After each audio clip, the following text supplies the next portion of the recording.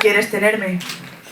Ahora, después de no tenernos, de dejarme la piel en el intento de que comprendieras mi estúpida lucha por querer tenerte, de discutir con el invierno porque no aceptaba mis quédate, de rogarle a la casualidad que me concediera un poco más de tiempo, de tratar de manipular al reloj porque el futuro fuera ayer y no mañana, de jugárnoslo todo a una distinta, de meterme en la cabeza de que no querías nada después de todo, de polvo a polvo. La primavera llegó y poco después se dejó caer el verano y se acabó, claro.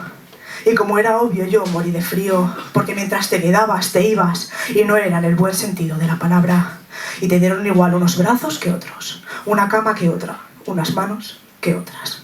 Y como no, mientras tú volabas, yo seguía tus impulsos sin que eso significase que aterrizases en mi pista de hielo. Sí, es cierto que algún día te dejaste caer, te echo de menos, decías, pero yo te había echado de menos 100 veces antes y no entendía. Toda la magia alzó el vuelo contigo, pero la dejaste escapar, la derrochaste, la tiraste, la perdiste, por el camino o por el tiempo, por abusar de ella. ¿Qué parte no entendiste? ¿Qué parte no quisiste entender? ¿Qué parte no te expliqué? Que mis clavículas existían para que las yemas de tus dedos sintieran un vacío que no fuera el propio.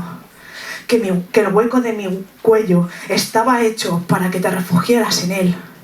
Que mi séptima costilla se fracturó para que sintieras la altura justa del vértigo de sentir que alguien podía quererte más allá. Que esta cama, joder, esta cama nos vio mordernos, gritarnos, arañarnos, sudarnos, besarnos, incluso ser algo más de lo que nunca fuimos cuando después de follar te quedabas en el lado derecho de mi pecho. Que no me dan miedo tus miedos, decías. Que eres una chica mala de mentira, decías. Que no me quieras, que yo no lo hago, mentías. Pero no te vayas, que vuelve el otoño y que pronto aparecerá de nuevo el invierno. ¿Que quieres tenerme? Dices. Y juegas con mis clavículas, me refugias en tu cuello, me hablas de la altura de un te quiero, y yo te quiero, claro que lo hago. Pero existe la diferencia. Yo te quiero en cada estación.